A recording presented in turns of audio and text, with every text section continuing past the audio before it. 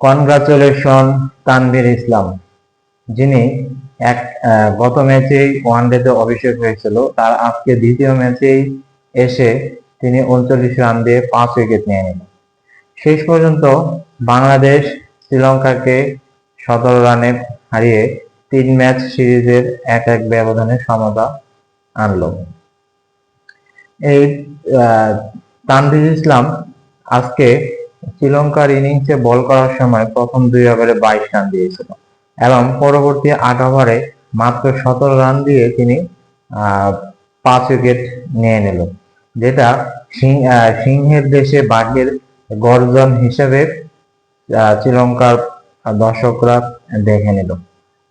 আপনারা খেয়াল করলে দেখবেন বাংলাদেশ প্রথমে টসে জিতে ব্যাট করে 248 রান করে অল আউট হয়েছিল এবং এই 200 রানের আগেই বাংলাদেশ 8 উইকেট পড়ে গিয়েছিল।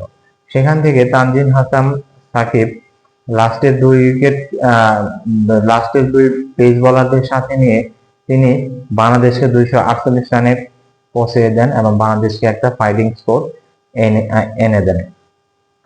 তো বাংলাদেশ যখন বোলিং করতে নামলো, শ্রীলঙ্কা ব্যাট করতে এসে দুর্দান্ত ব্যাট শুরু করলো। তাদের ওপেনিং ব্যাটসম্যান কুশল মেন্ডিস সেই 20 বলে হাফ সেঞ্চুরি করে ফেললো এবং একটা রেকর্ডও করে ফেললো। যেভাবে তিনি খেলতেছিল মনে হচ্ছিল বাংলাদেশকে তারা খুব সহজেই এবং ইজি ভাবেই হারিয়ে দেবে, কিন্তু সেটা আর হলো না। আস্তে আস্তে তানভীর ইসলাম তখন দ্বিতীয় ওভারের পরে যখন বল করতে আসলো তখন অনেক উইকেট স্লো হয়ে গেল এবং তারা শ্রীলঙ্কাকে আঁকড়ে ধরলো, শ্রীলঙ্কাকে তেমন কোনো সুবিধা করতে দিল না। সে আস্তে আস্তে লাস্টে এবং মাঝের ওভারে শামীম হোসেন পাটোয়ারি, তার কথা বললেই নয়। শামীম হোসেন পাটোয়ারি দুর্দান্ত বল করেছেন, তিনি ষষ্ঠ বোলার হিসেবে বল করে। শামীম হোসেন পাটোয়ারি আজকে দলের চান্স পেয়েছেন কার জায়গায়?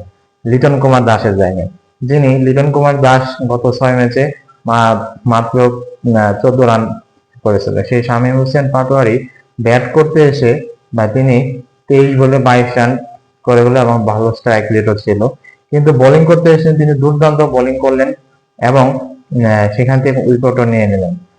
আপনি খেয়াল করে দেখবেন তিনি যখন প্রথমবার বল করতে আসেন তিনি মেডেন পেয়েছিল এবং সেখান থেকে শ্রীলঙ্কা চাপে পড়া শুরু করতেছিল এবং মিরাজ যে বাংলাদেশ দলের অধিনায়ক সেটা আজকে বোঝার কোনো কথা ছিল না, কারণ সবার উপর আপনি খেয়াল করলে দেখবেন যে তারা অনেক মনে হয় প্রত্যেকটা প্লেয়ারই নিজ নিজ জায়গা থেকে তাদের নিজেকে ওঝার করে দিচ্ছে শ্রীলঙ্কাকে হারিয়ে জন্য। এই 20 বছর পর পঞ্চ পাণ্ডবের যে কোনো একজনকে ছাড়াও বাংলাদেশ খেলতে নেমেছিল এবং তারা পঞ্চপাণ্ডবকে ছাড়াও বাংলাদেশ শ্রীলঙ্কাকে হারিয়ে দিল। কারণ বাংলাদেশের সব বিশ্বকাপে খেলার সরাসরি এখনো শঙ্কা রয়েছে, কারণ এই শ্রীলঙ্কা হচ্ছে র্যাঙ্কিং এর 4 নম্বর দল র্যাঙ্কিং এর, এবং আগে 2 দিন পরে যে তৃতীয় এবং শেষ ওয়ানডেতে হবে সেখানেও যদি বাংলাদেশ ভালো খেলে এবং শ্রীলঙ্কাকে হারিয়ে দিয়ে সিরিজ জিততে পারে সেক্ষেত্রে বাংলাদেশের জন্য সেটা ভালো হবে এবং বিশ্বকাপে খেলার ক্ষেত্রে আরো উজ্জ্বল হবে। আপনি আজকে পারভেজ হোসেন ইমন যে যার গত ম্যাচে অভিষেক হয়েছিল, তিনি আজকে হাফ সেঞ্চুরি করেছেন। তাহিদ হৃদয় ভালো সঙ্গ দিয়েছেন এবং তানজিম হাসান সাকিব শেষ পর্যন্ত অপরাজিত ছিলেন। তানজিম হাসান সাকিবের সাথে যদি তাহিদ হৃদয় আউট না হতেন তাহলে বাংলাদেশের রান আরো 270-80 প্লাস রান হয়ে যেত এবং বাংলাদেশের 248 রানে অল আউট হওয়ার পরেও অনেকেই আফসোস করতেছিল যে 20টা রান শর্ট হয়ে গেছে। এই 20 রানের জন্য কোনো সমস্যা হয়ে গেল, বাংলাদেশ হেরে গেল না, সেটাই ভয় ছিল। শেষ পর্যন্ত বাংলাদেশ বোলারদের দুর্দান্ত পারফরমেন্সে তানভীর ইসলামের 5 উইকেটের সৌজন্যে মোস্তাফিজুর রহমান, তানজিম হাসান সাকিব, হাসান মাহমুদ, শামীম হোসেন পাটোয়ারি সবার দুর্দান্ত পারফরমেন্সে বাংলাদেশ শ্রীলঙ্কাকে হারিয়ে দিল এবং 1-1 ম্যাচে সমতায় ফিরে আনলো। এখন সামনের ম্যাচে তৃতীয় ওয়ানডেতে আশা করা যায় বাংলাদেশ শ্রীলঙ্কাকে হারাবে এবং ওয়ানডে সিরিজ জিতে নেবে। ধন্যবাদ সবাইকে, ভালো থাকবেন।